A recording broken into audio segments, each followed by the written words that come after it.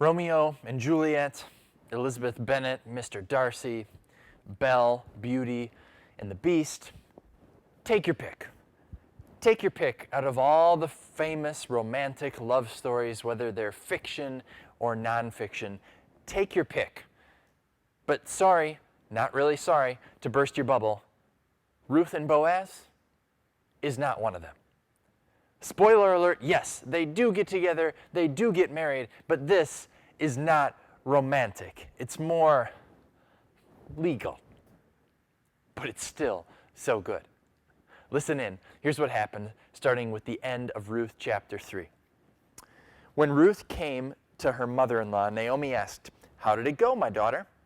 Then she told her everything Boaz had done for her and added, "He gave me these 6 measures of barley, saying, 'Don't go back to your mother-in-law empty-handed.'" Then Naomi said, "Wait, my daughter, until you find out what happens, for the man will not rest until the matter is settled today." Meanwhile, Boaz went up to the town gate and sat down there just as the guardian redeemer he had mentioned came along. Boaz said, "Come over here, my friend, and sit down." So he went over and sat down. Boaz took 10 of the elders of the town and said, "Sit here," and they did so. Those were kind of the witnesses to the situation. Then he said to the guardian redeemer, "Naomi, who has come back from Moab, is selling the piece of land that belonged to our relative Elimelech. I thought I should bring the matter to your attention and suggest that you buy it in the presence of these seated here and in the presence of the elders of my people. If you will redeem it, do so. But if you will not, tell me, so I will know. For no one has the right to do it except you, and I am next in line." "I will redeem it," he said. Then Boaz said, "On the day you buy the land from Naomi, you also acquire Ruth the Moabite, the dead man's widow, in order to maintain the name of the dead with his property." At this, the guardian redeemer said, "Then I cannot redeem it, because I might endanger my own estate. You redeem it yourself. I cannot do it." Now, in earlier times in Israel, for the redemption and transfer of property to become final, one party took off his sandal and gave it to the other. This was the method of legalizing transactions in Israel. So the guardian redeemer said to Boaz, "Buy it yourself."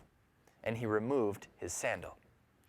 Then Boaz announced to the elders and all the people, "Today you are witnesses that I have bought from Naomi all the property of Elimelech, Kilion, and Mahlon. I have also acquired Ruth the Moabite, Mahlon's widow, as my wife, in order to maintain the name of the dead with his property, so that his name will not disappear from among his family or from his hometown. Today you are witnesses." Then the elders and all the people at the gate said, "We are witnesses. May the Lord make the woman who is coming into your home like Leah and Rachel, who together built up the family of Israel. May you have standing in Ephrathah and be famous in Bethlehem. Through the offspring the Lord gives you by this young woman, may your family be like that of Perez, whom Tamar bore to Judah." This is God's word. Now, I said this is not your generally famous, loved romance story. But there is intrigue here. Remember, think back to last week. This was after a night of intense risk. Ruth sneaking up on Boaz, lying down next to him, uncovering his feet, proposing marriage, staying there all night. It could have gone wrong. It didn't. And Naomi, you got to think, she's been up all night because she can't sleep because she's wondering what's happening, what's going on. And as soon as Ruth comes in the door in the morning, Naomi's going, "How'd it go?" And meanwhile, Boaz heads a different direction. He goes to the town gate, which was effectively the courthouse. He goes there, and the guy is there. And Boaz says to the guy, he says, "Naomi's selling her land. You're the one in line to buy it. You're the closest relative. Do you want to buy it?" And didn't your heart sink? Did it sink at least a little bit when the guy said, "I will redeem it"? Because you had visions in your head of Ruth and Boaz getting together, and now he's redeeming the land, and Ruth and Boaz, there's no happy ending for them. And you've you've gotten attached to the idea of Ruth and Boaz being together after chapter 3 and chapter 2 and the arc of the story. You've gotten attached. And didn't your heart sink a little bit? Now, maybe you noticed I called the guy a couple times just in my last few sentences. Why? It's because we don't know his name. Translations say that Boaz said, my friend. But literally the Hebrew words, and I got to say them because I love saying them, they're Peloni Almoni. The words literally mean like a certain someone or even a someone. They almost don't make sense. They're so generic. You could call him Mr. So-and-so. Now, Boaz almost certainly did not call him that. It would have been insulting. Like, Boaz knew this guy. He was his relative. He knew his name. He didn't say, hey, Mr. So-and-so. He probably didn't say a friend either. The narrator is jumping in and drawing our attention, telling us something about the guy by calling him Mr. So-and-so. The narrator is saying, this guy he's a no-name. He's meaningless. He's purposeless. He's not, in a way, worth remembering. And this guy, though, the guy, he was seeing all dollar signs. He was thinking, if I redeem Naomi's land right now, she's a childless, older widow in the year of Jubilee when normally the land would go back to the former family. Well, if there's no male descendant, which there's probably not going to be, I'll get to keep the land forever. And so this is like a win-win. Like right now, everyone looks up to me and respects me because I did this wonderful thing to help out this poor widow, Naomi, and her daughter Ruth. I did this wonderful thing.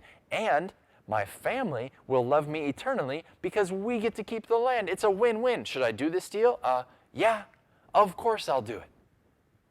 And then Boaz steps in and ruins the day.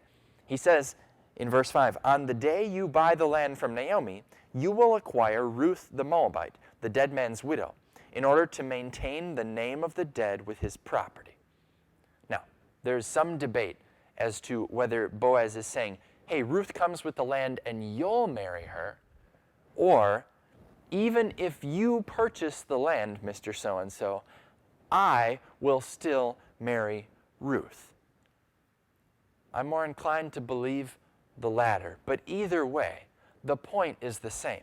Someone is going to marry Ruth, and if God wills it, there is going to be an heir, and the name of Elimelech will live on, and this land that one of us is going to redeem, it's going to go back to Elimelech's family in the year of Jubilee, whenever that is.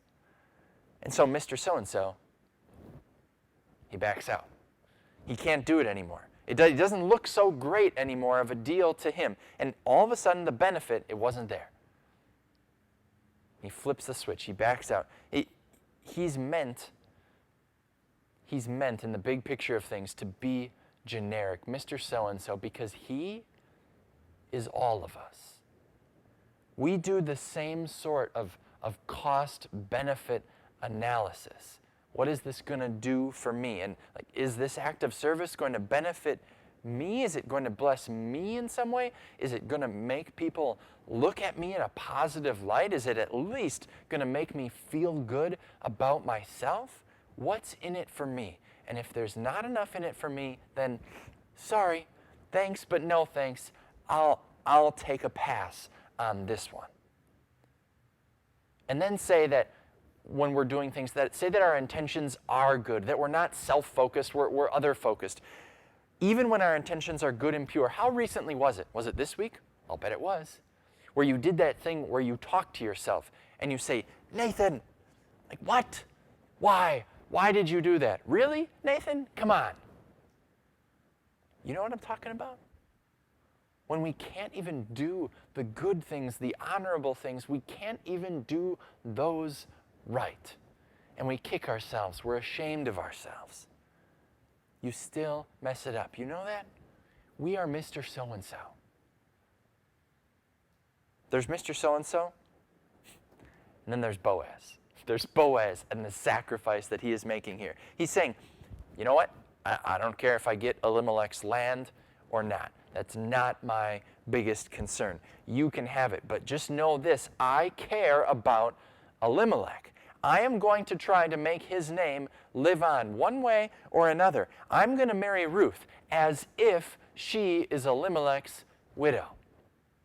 Now, you want it to be about romance, but it's not. This is not about romantic love between Boaz and Ruth. It's about God's deeper will and God's deeper love and God's deeper generosity that shines here through Boaz himself. Think about it. If Ruth had a baby with Boaz, Boaz and his family, they don't keep that redeemed land. We already said this. It would pass back to Elimelech's family. The baby gets the land. But the baby doesn't just get Elimelech's land. The baby also gets part of Boaz's land, because when the baby is born, yes, the baby takes Elimelech's family name, but the baby is also Boaz's son and also takes Boaz's name. It's by marrying Ruth, Boaz is essentially giving away his land out from whatever his own family had and his own family looked like. When Ruth married Boaz, she got to share, and her descendants got to share in all of his land and his name and his future. And why did he do it? Because of a love that goes much, much deeper than human, romantic, committed love. This is what Boaz said. He said it in verse 5. He said, "You will acquire the dead man's widow in order to maintain the name of the dead with his property." And then when he announced it to everyone in verse 10, he said this. He said, "I marry Ruth in order to maintain the name of the dead with his property, so that his name will not disappear from among his family or from his hometown." And we can talk all about the levirate law from Deuteronomy. If you've been with me here this whole time, you heard us read that earlier from Deuteronomy 25. And we can talk about that, marrying your brother's widow. But technically, this is not that. This is beyond the law. God's law asked a true brother to have kids with their widow if the dead man had no heirs. But nowhere does it ask a guy who is some sort of distant relative to do it. And even if Boaz had been Elimelech's brother, Ruth was not Elimelech's true widow. She wasn't even close. She wasn't Naomi. She also wasn't even an Israelite. She was the Moabite wife of one of Elimelech's sons. We're way past the law here, and so you could say that Boaz, he overfulfilled God's law. He went beyond God's law. He acted as a true brother to a man who wasn't even a really close relative to him. He acted as a true brother to Elimelech. And you got to see, Jesus is written all over this. Jesus has adopted us as his brother, even though the law did not require him to. And before we came along, we were like Mr. So-and-so. We were destined to be Mr. So-and-so, unable to pay for the inheritance, unable to act truly selflessly. And so we were destined to be written right out of God's story and forgotten, nameless, meaningless, just Mr. So-and-so's not really worth remembering before Jesus came along. And right when we took off our sandal and we said, "Hey, I can't do it. I can't pay," then the narrator of our lives, he interrupts our lives to speak into our lives the gospel of Jesus Christ. And the gospel is that the true strong man, the true Boaz, because Boaz means strong man, the true strong man, Jesus Christ, he cares about the dead and the destitute, not because we've got our spiritual makeup applied just right, or not because there's this like spiritual romantic chemistry and we just work together with him so well, or not because we are such biblical beauties that he just has to have us. No, not because of anything like that at all. He does it because Jesus is Jesus, because he's him, because of who he is. He cares for the spiritually dead. He wants to write our names in the book of life. He wants our names to live on. Even better, he wants to give us his own name. He's giving of his strength. He's generous with his gifts. He's willing to pay what we can't afford. He's committed to giving up everything to have us. And again, not because of us, but because of who he is and the love that he has. That's what Jesus is all about. He goes way beyond some sort of code of law. This redemption can only be described as grace. Now, last week we talked all about risk. Jesus went way beyond risk. He embraced certainty, certain death and abandonment to make it happen, to redeem you. Not simply for however long you're here on earth, though. Not simply in some sort of marriage-ish way, like till death do us part. No, not for some piece of land that will be on this earth, but will be destroyed when this earth is destroyed. No, Jesus committed to you and me in a way that even death does not separate us. You are eternally redeemed. Now, if you're watching this on the weekend it got published, the election of 2020 is 2, maybe 3 days away. Who's going to win? Who's going to win the presidency of these United States? Who's going to win the Senate elections in South Carolina, North Carolina, whatever state you're in? Who's going to win? I don't know. Only God knows. But I do know this. It is incredibly tempting because we pay attention to the here and now most of all. It's incredibly tempting to look to your politician to be your redeemer, to look for your redeemer in the policies you support. I'm telling you in one word, don't. Because policies, politicians, they're not worth putting your trust in. Because even if they do redeem you in a sense, even if they do keep their promises and go above and beyond the law to you, even if they do that, and it's a big if, those policies and those politicians, they only last for a couple of years. In a couple of years, different people will be in authority, different policies, maybe ones you like better, maybe ones you don't like as much. Different policies will be in effect, and your life, it may or may not be objectively affected. But this redemption that comes from the greater Boaz, it lasts forever.